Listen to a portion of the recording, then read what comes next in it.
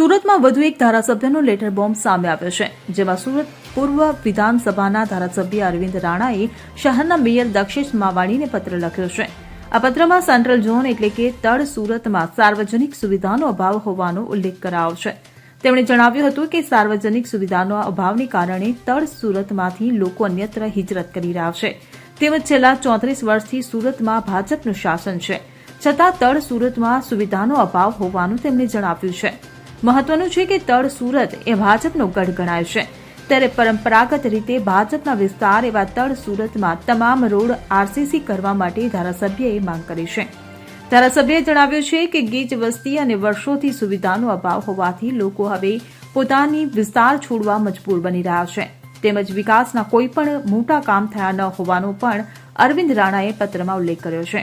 આમ ધારાસભ્ય અરવિંદ રાણાએ પત્ર લખીને કામ ન કરવા બદલ તંત્રના કાન આંબળ્યા છે.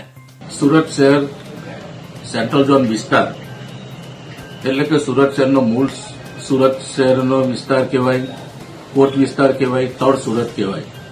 અને આ સુરત શહેરમાં વર્ષોથી સુરત મહાનગરપાલિકા તો હમણાં થયું છે, પરંતુ તે પહેલા નગરપાલિકા, એ પહેલા બરો નગરપાલિકા અને તે વખતથી સુરત શહેરના જે રસ્તાઓ છે એ ડામરના રસ્તાઓ છે.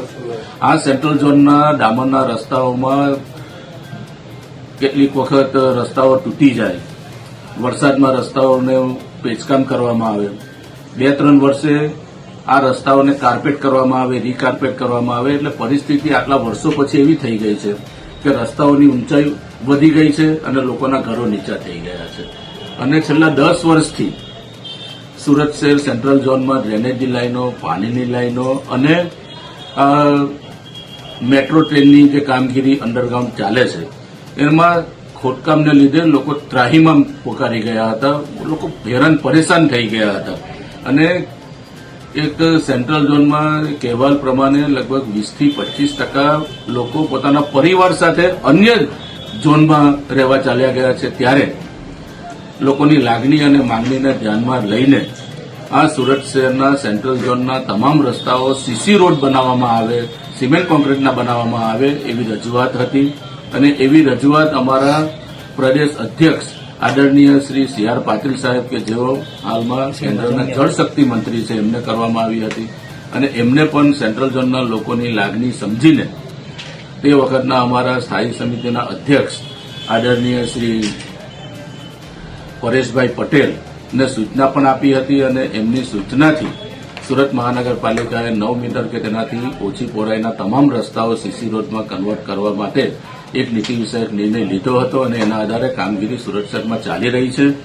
ખૂબ સારી રસ્તાની ક્વોલિટી બનતી હોવાથી અન્ય વિસ્તારમાં સુરત શહેરના જે અન્ય રસ્તામાં રહેનારા લોકો છે તેની પણ લાગણી છે કે તમામ રસ્તાઓ સીસી રોડમાં કન્વર્ટ કરવામાં આવે અને એ લોકોની લાગણીને ધ્યાનમાં રાખીને તમામ રસ્તાઓ સીસી રોડમાં સિમેન્ટ કોન્ક્રીટના બનાવવામાં આવે એવી અમારી રજૂઆત છે.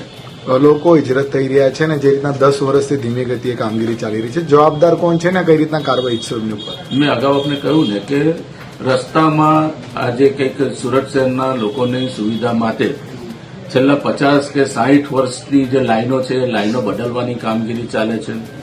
છેલ્લા 10 વર્ષથી ડ્રેનેજ અને પાણીની લાઈનો નાખવાની કામગીરી અલગ અલગ વિસ્તારમાં ચાલે છે. હવે જ્યારે આ કામગીરી પૂર્ણ થઈ છે ત્યારે આ તમામ રસ્તાઓને સીસી રોડમાં કન્વર્ટ કરવામાં આવે એવી લોકોની લાગણી છે. લાગણીને ધ્યાનમાં રાખીને ચૂંટાયેલા પ્રતિનિધિ તરીકે લોકોની જે લાગણી છે એ લાગણી સત્તાધીશો સુધી પહોંચાડવાની જ્યારે અમારી જવાબદારી છે, જવાબદારીના ભાગરૂપે અમે મેયરશ્રીને પત્ર લખ્યો છે. Bureau report CN24 news.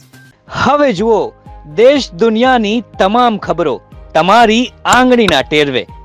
ઉઠાવો મોબાઈલ અને ગૂગલ પ્લે સ્ટોર પરથી ડાઉનલોડ કરો અમારી CN24 ન્યૂઝ મોબાઈલ એપ.